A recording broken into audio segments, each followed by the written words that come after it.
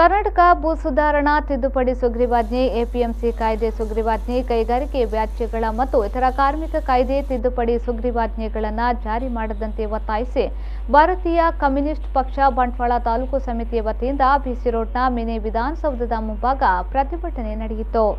CPI ಜಿಲ್ಲಾ ಕಾರ್ಯದರ್ಶಿ B Kukyan, ಜಿಲ್ಲಾ ಸಹ ಕಾರ್ಯದರ್ಶಿ ಬಿ ಶೇಖರ್ ಪ್ರತಿಭಟನಾಕಾರರನ್ನು ಉದ್ದೇಶಿಸಿ ಮಾತನಾಡಿದರು.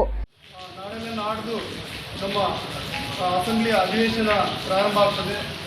ಅದೇ ಸಂದರ್ಭದಲ್ಲಿ ಬಹಳ ಕರಾಳವಾದಂಥ ಒಂದು ರೈತ ಕಾರ್ಮಿಕರಿಗೆ ವಿರೋಧಿಯಾದಂಥ ಒಂದು 2-3 ಕಾಯ್ದೆಗಳನ್ನು ಅವರು ಅಸೆಂಬ್ಲಿಯಲ್ಲಿ ಪಾಸ್ ಮಾಡಲಿಕ್ಕಿದ್ದಾರೆ. ಅಂದರೆ ಈಗಾಗಲೇ ಅದನ್ನು ಸುಗ್ರೀವಾಜ್ಞೆ ಮುಖಾಂತರ ನಿರ್ಣಯ ಮಾಡಿದ್ದಾರೆ. ಏನು ಭೂ ಸುಧಾರಣೆ ಶಾಸನಕ್ಕೆ ತಿದ್ದುಪಡಿ, ಅದನ್ನು ಸುಗ್ರೀವಾಜ್ಞೆ ಮೂಲಕ.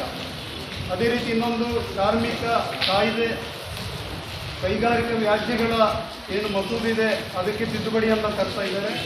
ಅದರ ಜೊತೆಗೆ ಇವತ್ತು ರೈತರ ಮಾರುಕಟ್ಟೆ ವ್ಯವಸ್ಥೆ ಏನಿದೆ ಎಪಿಎಂಸಿ, ಆ ಒಂದು ಕಾಯ್ದೆಗೆ ಕೂಡ ತಿದ್ದುಪಡಿಯನ್ನು ತರ್ತಾ ಇದ್ದಾರೆ. ಇದು ಬಹಳ ನಮ್ಮ ರಾಜ್ಯದ ಒಂದು ಇತಿಹಾಸದಲ್ಲಿ ಏನು ಜನರು ಮತ ನೀಡಿ, ರೈತ ಕಾರ್ಮಿಕರು ಮತ ನೀಡಿ ಆರಿಸಿದಂಥ ಏನು ಶಾಸನ ಸಭೆ ಇದೆ, ಅಲ್ಲಿ ಚರ್ಚೆ ಮಾಡತಕ್ಕಂಥ ಒಂದು ವ್ಯವಸ್ಥೆ ಏನಿದೆ ಅದನ್ನು ಕಡೆಗಣಿಸಿ ನೇರವಾಗಿ ಜನರಿಗೆ ಹೇರುವಂಥ ಸುಗ್ರೀವಾಜ್ಞೆ ಮೂಲಕ ಈ ಒಂದು ಕಾಯ್ದೆಯನ್ನು ಜಾರಿ ಮಾಡುವಂಥದ್ದು ಬಹಳ ಸರಳವಾದಂಥ ವ್ಯವಸ್ಥೆಯನ್ನು.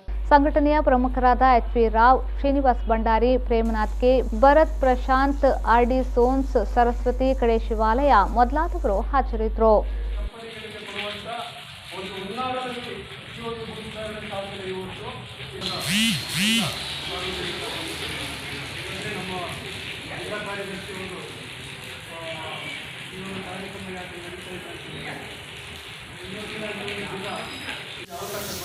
ಧನ್ಯವಾದಗಳು.